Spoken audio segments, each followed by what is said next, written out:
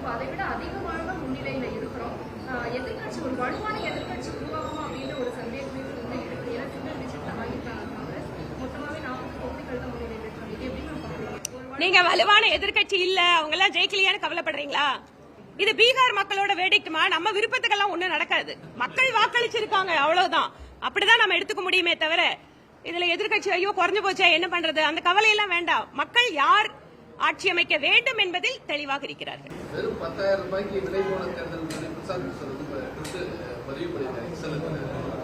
தன்னுடைய சொந்த மாநிலத்து மக்களை இதைவிட இழிவாக வேற யாரும் பேச முடியாது.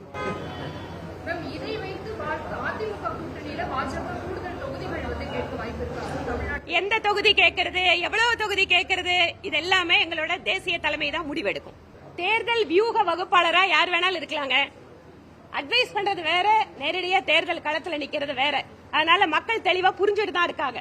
நீங்க பீகார் மாதிரியான மக்களே யார் தேர்தல்ல அங்க ஜெயிக்கணும், நமக்கு யார் வேண்டும், எந்த ஆட்சி வேண்டும் அப்படிங்கறத தெளிவா இருக்காங்க.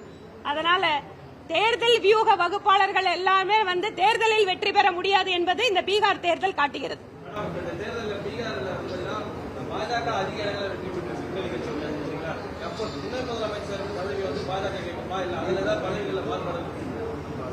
இந்த முதலமைச்சர், துணை முதலமைச்சர், மந்திரி சபை இதெல்லாமே டெல்லியில எங்களோட கட்சி முடிவு பண்ணும். நன்றி. அத காங்கிரஸ்காரங்க சுய பரிசோதனை பண்ணிக்கணுங்க. மக்களை விட்டு வெகு தூரம் காங்கிரஸ் கட்சி சென்று விட்டது. இரண்டாவது, ஒரு குடும்பத்தினுடைய ஆட்சி, ஒரு குடும்பத்தின் கீழான ஆட்சி என்பது ஜனநாயகத்திற்கு எதிரானது என்பதை இப்போ அந்த கட்சியினுடைய வீழ்ச்சியின் வாயிலாக நம்ம புரிந்து கொள்ளலாம்.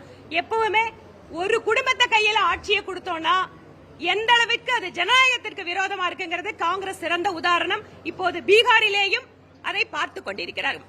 இதே நிலைமை தான் தமிழ்நாட்டிலையும் நாங்க சொல்றோம். ஒரு குடும்பத்துக்கிட்ட அரசாங்கத்தை கொடுக்காதீங்க, ஒரு குடும்பத்துக்கிட்ட தமிழ்நாட்டை கொடுக்காதீங்க, அது நம்முடைய நாட்டினுடைய ஜனநாயகத்திற்கு விரோதமானது அப்படிங்கறத நாங்க சொல்றோம்.